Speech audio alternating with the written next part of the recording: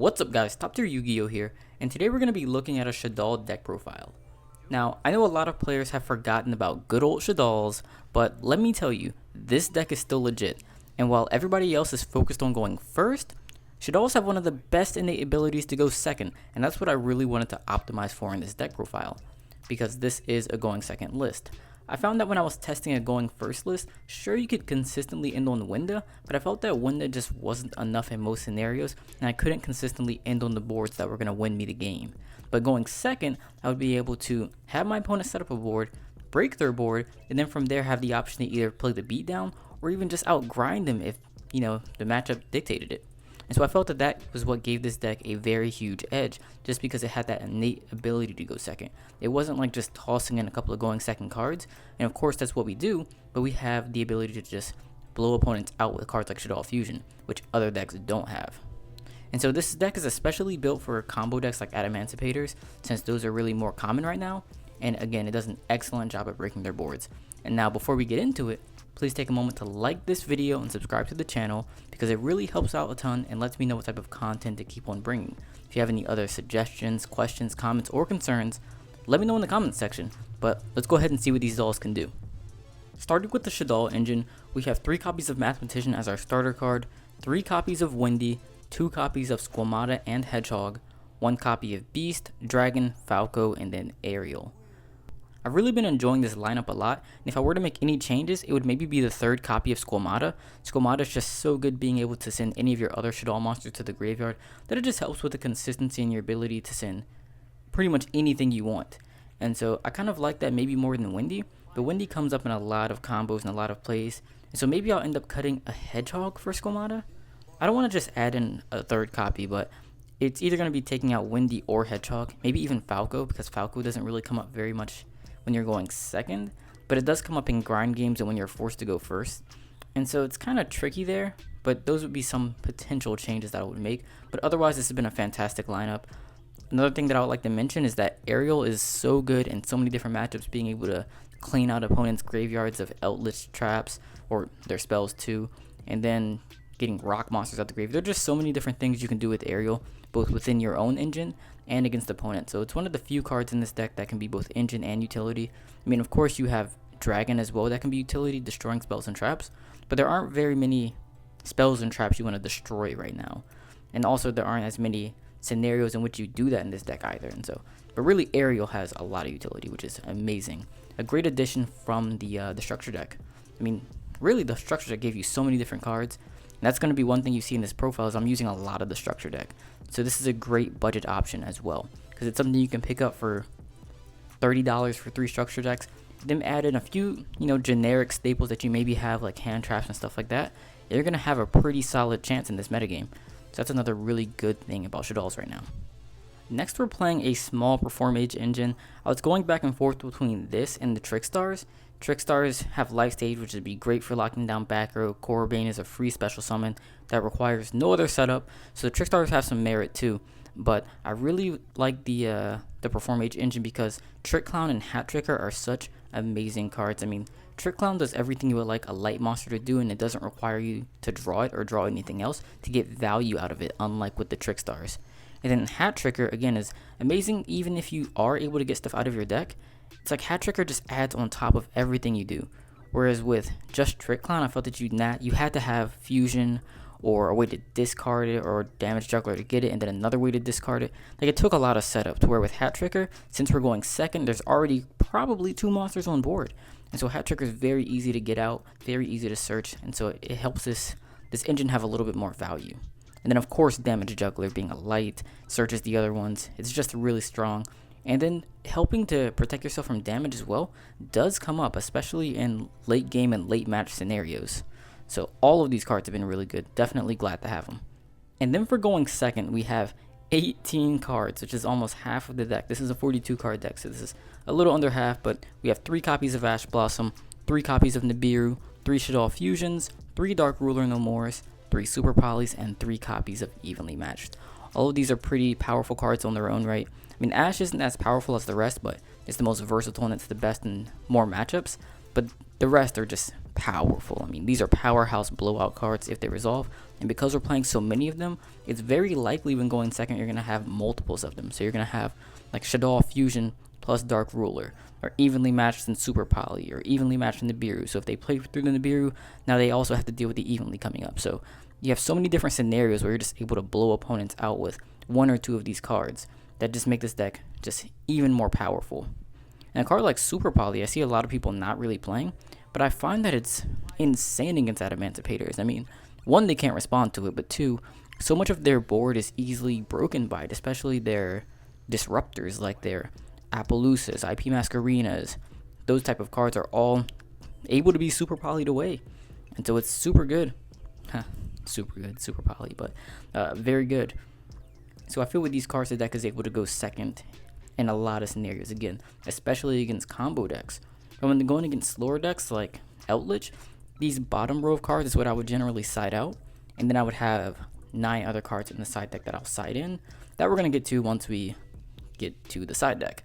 And this top row would stand in almost any matchup, because even against Eldlich, you want to keep in your evenlies, you definitely want to keep Ashes, and Shaddoll Fusions you really can't take out. Even though you don't get that value you would get, you still kind of need those to access most of your engine. It's still a fusion card, and this is a fusion deck. So we still keep those in every single matchup. Okay, so really quick, I just wanted to show you guys how consistent and powerful this deck really is. And so we just saw all of the cards we play for going second. Let's take a look at some going second hands. So we're just going to draw a couple of hands just to show you how easy it is to crack Adamancipator boards and other combo decks boards. So let's just see what we get. I mean, this is already good. One card and it's, ooh, amazing.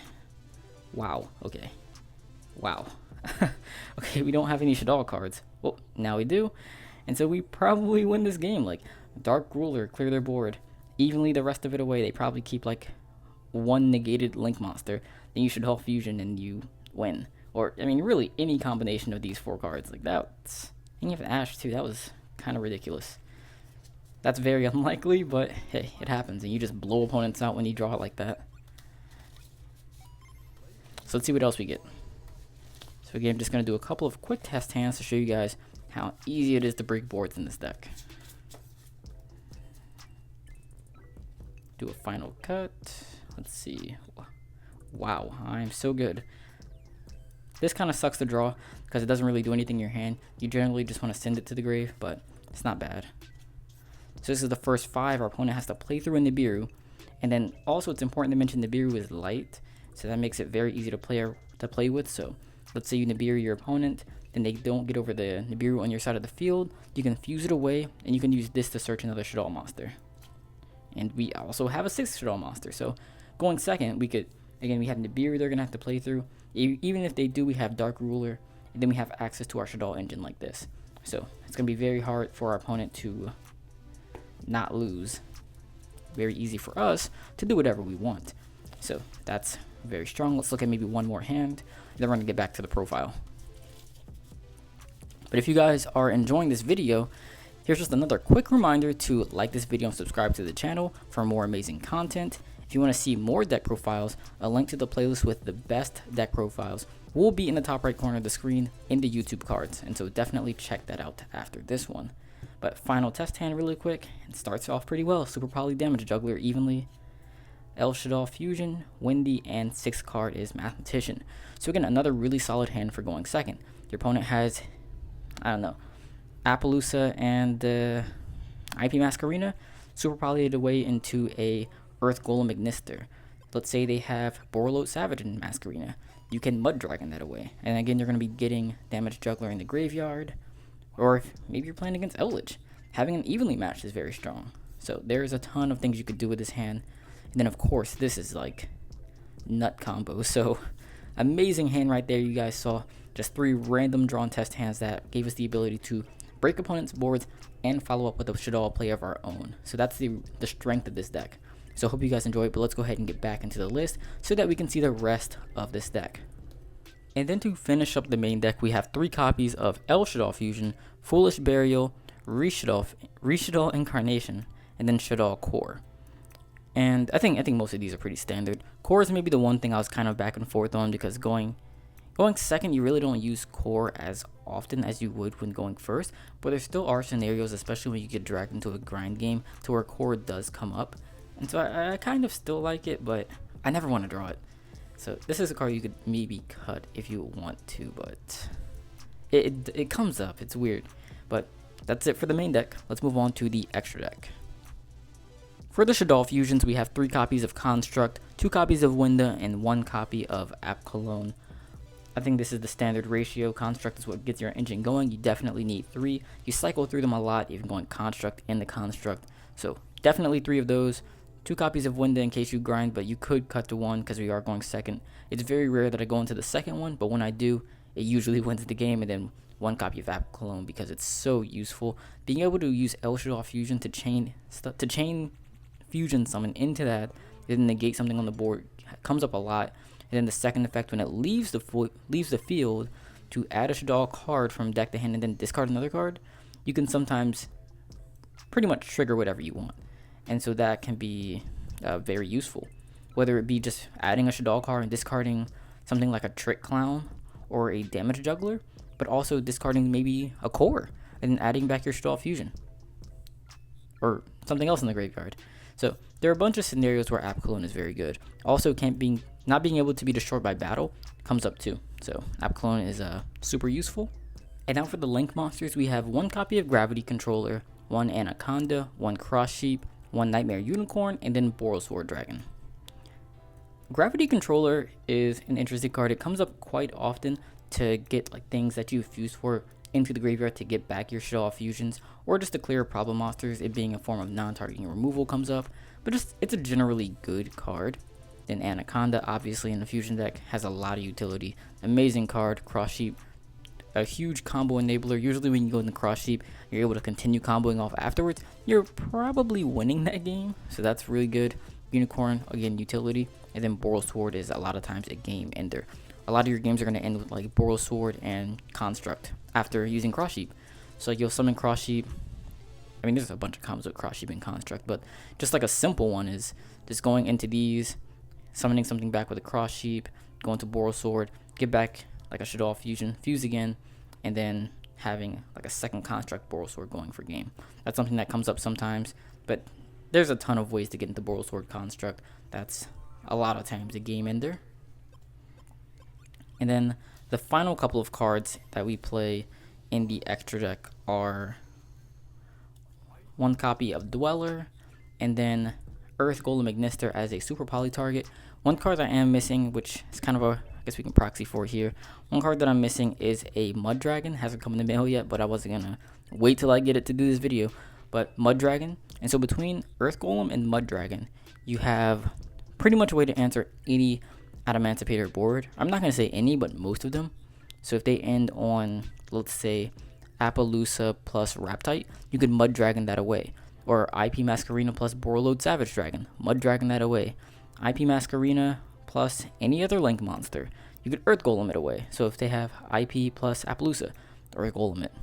Or, I mean, that's really it. The only card that you really can't Super Poly away is Dragite, because, I mean, there's not, I mean, maybe there are fusions that use either water, dragon, or synchro monsters that are generic, but they're just not good, not like versatile enough. Like, you don't want to play something that is only useful if they end on Dragite when they don't always have to end on Dragite, whereas these can handle a multiple number of scenarios. Also against a lot of other decks too. Like Earth Golem is great against Salaman, great. I guess a lot of decks have, I guess a lot of decks have Cyberse monsters now, especially with Access Code coming out. Maybe decks are going to start splashing that a little bit. But there's a lot of Cyberse monsters that Earth Golem can handle, and a lot of decks have the same attribute as well. So Mud Dragon is also very powerful. Something else that I'll mention about Super Poly is if they just have a dark or a light or something, you could easily go into a Construct or a Winda with any of your Shaddoll monsters. So that's another option if you're going against a light or dark deck. So there's so many different fusion monsters in this deck that allow us to utilize Super Poly very, very well. And we have Anaconda to essentially search it too. So that's very strong. And then the Dweller, of course, is amazing right now, especially against Eldlich. And while this deck is mostly built for combo decks, Dweller is a great hedge against Eldlich. And it's not that hard to summon either, especially if you can resolve a Cross Sheep. For the side deck, we have 3 copies of Sanctum, 1 copy of Trap Trick, 2 copies of Scythe, 3 copies of Cyclone, Cosmic Cyclone, 3 copies of DD Crow, and then 3 copies of Artifact Lancia. So the top 6 cards, the 4 copies, essentially 4 copies of Sanctum and then 2 sides, these are meant for going first, because after you go first in game 1, everyone realizes that you have like Dark Ruler No Mores and Evenly's in your main deck. They're going to make you go first in game 2 and 3 in most cases. And these give you amazing options for going first against most combo decks and most decks in general, because the extra deck has become such an integral part of modern Yu-Gi-Oh! And all 6 of these cards are actually very strong going first. And Scythe in particular is something that a lot of players are going to look at as a brick, but in this deck you do have the option of using Shaddoll Fusion with a Shaddoll Dragon to pop your own set artifacts to trigger their effects, and that can be huge. So you could easily summon a construct on your opponent's turn, dump a dragon, pop Scythe, or even fuse for a Winda using Dragon or Skomata, and then again popping your own Scythe. Well, I guess Winda, like summoning Winda and destroying a Scythe is kind of redundant, but you could do it if you wanted to. So that gives you a ton of options and a ton of ways to shut down opponents going first between the Artifact Engine and between Winda. It's going to be tough for them to even play going second against this deck. So that gives this deck a really good ability going first or second in post-side games. So that's very strong.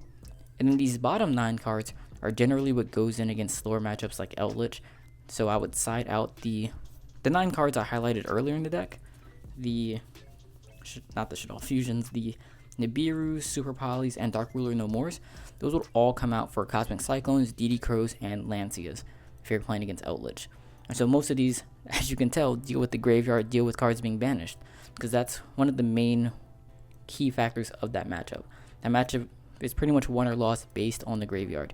If you can deal with their Golden Lords, keeping them essentially banished with DD Crows, or keeping them from banishing their spells or traps, or banishing them yourself with Cosmic Cyclone, then it gives you a huge edge in that matchup.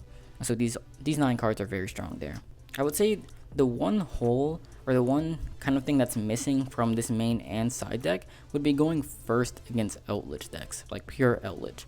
And because we really don't have anything to stop them, I mean, of course we're going to side in the Cyclones, Crows, and Lancias, but those don't do as much as I would like against them, and Winda doesn't really do anything. You don't want to end on like, any other monster in your extra deck except maybe Dweller, and even that's okay, but it's very easily dealt with like a Golden Lord or a Conquistador or something like that. So it's very easy for him to deal with a Dweller and then just get that advantage in the graveyard later, and then we don't have much to follow up with later in the duel, because our Shaddoll Fusions aren't going to be super valuable.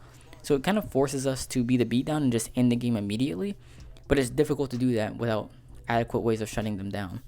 Just trying to look through the deck now. I mean, Ariel's big in that matchup because you can banish stuff from the graveyard, but there isn't much that we can do in that matchup.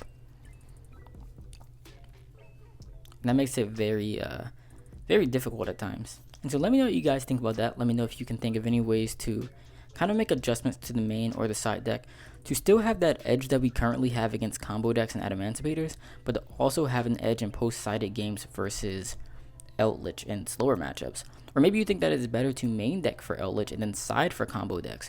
That's another option, because kind of both are very viable, both are very popular. It's kind of a 2-deck format right now, and you have to kind of pick 50-50 which one you want to go for. I felt that because we already have the natural edge against Adamancipators, well, I mean not the natural edge, but kind of an edge against them. We have cards like Shaddoll Fusion, Construct that are very good going second against them, and then we really have nothing that's good against Eldlich in the main deck. Like Winda does nothing, Shaddoll Fusion does nothing. We have nothing against Eldlich.